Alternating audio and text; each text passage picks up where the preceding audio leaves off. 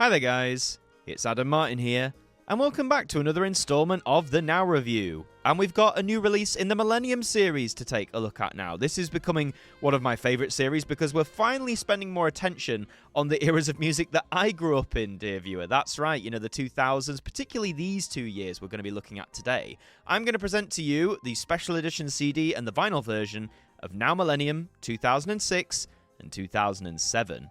Now, in these years, I was 10 and 11 years old, and this is where I really started to get into popular music, as in what was on the charts. And these are two, in my opinion, very vintage years, some really strong quality years here, and I'm really excited to see how they've packaged them here. But let's take a look at the cover. The titling is exactly the same as the other 3 Millennium releases we've had. I really don't like the lightning bolt bar underneath the word Now, whatever you want to call it. It just looks a bit janky, a bit awful, maybe suiting with the Millennium theme, though, you know, early 3D graphics and such. The more I see the covers, I just wish they'd vary them up a bit and go for something a little bit different. I know the idea of like one bold colour is meant to stand out, and this time it's orange, which isn't a bad colour. Certainly not a bad colour, looks alright to me, but I just wish design-wise there's so much you could take from the Millennium, and I just wish it's something they'd really, you know, push the boat out a little bit more. As you can see on the special edition, I always go for these because they're presented in this book format. The cases are a lot sturdier. You can see the spine here, but they're a lot sturdier than the standard cardboard ones, which is available. You can still get that, but the cases can be more easily damaged. We'll look more at the contents in just a little bit, but let's have a look at that all-important track list. So CD1 is focusing on 2006, and we kick off with Amy Winehouse and Rehab, one of her massive, massive hits. Great song. Then we have Gnarls Barkley and Crazy, which I think, if I'm not mistaken, was one of the best-selling singles in the UK of that year, and it's very infectious. Nelly Furtado with Man Eater, great tune. Christina Aguilera with Ain't No Other Man. Corinne Bailey Rae with Put Your Records On. Neo with So Sick, one of his first hits, and I loved Neo back in the day, man. Still do, but I mean, such a great artist. Fergie's here with London Bridge. The Pussycat Dolls and Snoop Dogg with Buttons, spelt with an S, I thought it was spelt with a Z. LL Cool J and Jennifer Lopez with Control Myself. The Black Eyed Peas with Pump It, one of their best tunes. Mech feat. Leo Sayer with Thunder in My Heart Again. Orson with No Tomorrow. Pink and Who Knew. Kelly Clarkson with Breakaway. James Morrison with You Give Me Something. The Feeling with Never Be Lonely. McFly with their version of Don't Stop Me Now, a very decent cover. Emma Bunton with Downtown, which is a cover I don't really take to. Shane Ward and No Promises. Will Young with All Time Love. Ronan Keating with Iris, and we round off with Westlife and The Rose, one of their many hits. 22 tracks on CD1. Let's go over to CD2, which is also focusing on 2006. We have Take That with Patience, one of their comeback hits as a 4-piece, and a great tune as well. Snow Patrol with Chasing Cars, I mean, need I say more? Keen with Is It Any Wonder? Lily Allen with Smile. Scissor Sisters with I Don't Feel Like Dancing, still a stomper today. Robbie Williams with Rude Box, which I unironically liked at the time. Yes, it's a bit cringe, but come on, it's fun. The Pet Shop Boys with I'm With Stupid, one of their last top 10 hits to date. The Killers with When You Were Young. Fall Out Boy with Sugar We're Going Down. The Fratellis with Chelsea Dagger, still gets a lot of airplay now. The Zootons and Valerie, of course, they were the originators of that song, long before Amy Winehouse. The Kooks and Naive. Razorlight with America. Death Cab for Cutie with I Will Follow You Into the Dark, which is a very creepily titled song. Christina Aguilera and Hurt, a beautiful ballad from her, one of the best. Leona Lewis with A Moment Like This, which is what she won the X Factor with that year, I think. Nelly Furtado and Timbaland with Promiscuous, great dance tune. Fed Legrand with Put Your Hands Up for Detroit. Booty Love with Boogie Tonight. Infernal with From Paris to Berlin, one of my favourite songs of all time. That is not even a joke, it's just a absolute banger. Rogue Traders with Voodoo Child. Girls Aloud with Something Kinda Ooh, one of their many hits. That's another 22, so 44 songs representing 2006. Let's go on over now to 2007, which kicks off on CD3. Britney Spears and Gimme More. Girls Aloud and Call the Shots. Sugar Babes with About You Now. Mika and Grace Kelly, one of his best songs. Kylie Minogue and Two Hearts, one of her worst songs in my opinion. Eric Pride's Versus Floyd, a great version of Proper Education using Another Brick in the Wall. Freemasons feat. Bailey Suzuki with Uninvited. Avril Lavigne with Girlfriend, which I remember famously hearing in trailers for the Bratz movie. Maroon 5 with Makes Me Wonder. Justin Timberlake with What Goes Around Comes Around. Timbaland, Kerry Hilson and DOE with The Way I Are. Neo again with Because of You. Amory with Gotta Work. Akon and Don't Matter, Sean Kingston and Beautiful Girls famously sampling Stand By Me, Mark Ronson feat Daniel Merriweather with Stop Me, Newton Faulkner and Dream Catch Me, beautiful track, Rufus Wainwright with Going to a Town, John Mayer with Gravity, Celine Dion with Taking Chances, and we round off with Michael Bublé and Lost. So 21 tracks so far. Let's jump to CD4, where we'll finish 2007. We begin with Leona Lewis and Bleeding Love, Fergie with Big Girls Don't Cry, One Republic with Apologise, Take That with Rule the World, a beautiful ballad, you'll always hear that at a wedding, James Blunt with 1973, Plain White Tees with Hey There Delilah, The Fray with How to Save a Life, Mark Ronson and Amy Winehouse with their version of Valerie, Peter Bjorn and John with Young Folks, Scouting for Girls with She's So Lovely, The View with Same Jeans, Kaiser Chiefs and Ruby, Fall Out Boy with This Ain't a Scene, It's an Arms Race, Girls Aloud and Sugar Babes, the collab of the century, that's a joke, with Walk This Way, Kate Nash and Foundations, Just Jack with Stars in Their Eyes, The Hoosiers with Worried About Ray, Mika and Love Today, Shane Ward with If That's Okay With You, and we finish with the Spice Girls and Headlines, Friendship Never Ends, which I don't really take to it, if I'm honest. So that rounds off CD4, which means we have 41 tracks representing 2007 for an 85-track album overall.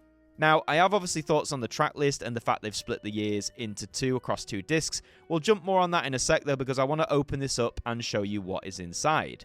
So the discs are housed in these little sleeves here. They're not half exposed like they are in standard edition CDs.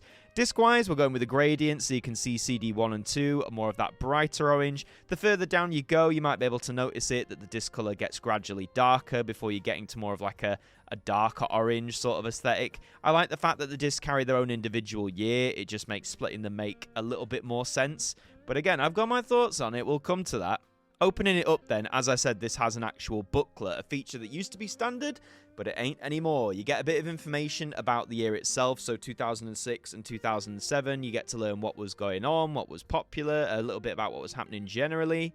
And then when we come on, you get the information about the tracks, about where they charted, a bit about the artist, you know, again, all stuff that used to be standard, but now is at a premium cost. But again, I like to flick through these when I'm listening to these albums to either remind myself or learn more about the history and the background. We also get the quiz. We can't forget the quiz. These are a quintessential part. I mean, I joke really, but you know, everyone loves a bit of a quiz. Why not? Why not test your friends on their knowledge of 2006 and 2007 music? You get to see a lot of the singles artwork as well, which for me is a massive throwback because I remember seeing and owning some of these at the time. So that is the main contents of it. But what do I think? Well, I mean, what can you say? Like I said, this is my era, man. I grew up with practically all of these songs. There was only 1 or 2 that I didn't necessarily recognize by name, but the minute I heard them, it all came flooding back to me. You've got the big hitters of the day. You've got artists who were still pumping out hits at the time, like Pet Shop Boys being one of them. It's just such a range, and even though a lot of it is mainly from like the mainstream pop charts, I felt there was still such variety back then, and there is now to a degree, but it was so stronger back then. Of course, these 2 years were the era where, you know, MP3s were really, really starting to take off. You know, more people were getting iPods and digital players and things like that. So it was a very interesting time for music, but I'm really, really generally happy with the selection here. I'd say at least 90%, if not more, of the tracks included here are absolute bangers and really do present a good representation of these 2 years.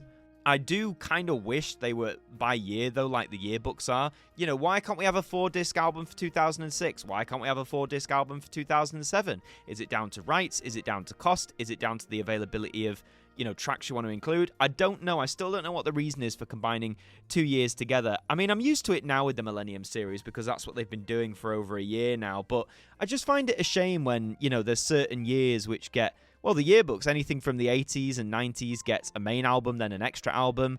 But with the Millennium years, we don't get an extra album. We don't even get a full 4-disc album for 1 year. It has to be split between 2. Maybe one day they will announce what the reason is, but I am glad we're getting more focus on the 2000s now. I mean, the 70s, 80s, 90s are fab, obviously, but we do need to catch up. You know, these were nearly 20 years ago now, so I'm glad they're getting a bit more love. So this is the special edition. This retails for between like £15 and £18, depending on where you get it from. I get mine from HMV. But if you want the standard edition, like I said, it's all the same songs, the exact same. It's just a less sturdy case. That'll cost you around a tenner, something like that. Here is the vinyl release, which I also pick up for the Millennium series. The cover is exactly the same, just blown up to vinyl size. And the track list, let's get to that, shall we? We'll take a look at which of the 85 tracks made it onto here. So on LP1 side A, we have Rehab, Crazy, Maneater, Control Myself, Pump It, I Don't Feel Like Dancing, Rude Box, and I'm With Stupid, so 8 there. On side B, we have Chasing Cars, Is It Any Wonder, When You Were Young, Sugar We're Going Down, Valerie, the Zootons version, Who Knew, You Give Me Something, and Put Your Records On. Another 8 tracks there, so 16 tracks on LP1. On LP2 side A, we have Gimme More, Call the Shots, About You Now, Grace Kelly, Young Folks, Two Hearts, Girlfriend, and Big Girls Don't Cry, so 8 tracks there. And on LP2 side B, we have Rule the World, Bleeding Love, What Goes Around Comes Around, Apologize, Ruby, 1973, and How to Save a Life, so 7 there. So 15 tracks on LP2, which means, dear viewer, across 2 LPs, you have 31 tracks of the 85. I'll talk more about that in a second, but I just want to show you the discs. You can see from this promotional picture that the discs are orange and white. Now, people say when they get these in real life, the actual shade of the discs can vary. Depending on that, we've seen that many a time. Here is LP1, which is the orange one. I mean, take that for what you will. Some would say it's more vibrant. Some might say it's a bit more dull. I'll let you be the judge. LP2 is the white one, which I think, that can't be much different because white is white. So if you like colored discs, then this one presents you with an orange and a white one. Now, I feel that the LPs for the Millennium series are at a bit of a disadvantage because, of course, with the yearbooks, they get 3 LP releases, whereas these only get 2. So, with 31 out of 85 tracks, that's a lot less than half and might make this seem a bit more of a questioner as to why you get this on vinyl. It retails for between £25 and £30, depending on what you're going for, which, again, for a 2 LP release is a bit expensive. You do sort of raise your eyebrows, scratch your head. I think the main selling point with this, though, is that there are still many tracks, many albums, many artists from this period, the 2000s generally, that have not had their albums repressed on vinyl, or they may have never been available on vinyl. This is gradually changing. We're seeing now, even as the 2020s progress, loads more albums are getting like their first time pressing on vinyl, which is so exciting for people like me because, again, this was my era. This is my music, what I grew up with, that's being pushed out for a new generation. And I think it's a great idea, but there's still a lot that isn't covered. And I wouldn't be surprised if a lot of tracks you see here that have been included are stuff that isn't available on vinyl either elsewhere or in a very limited sense.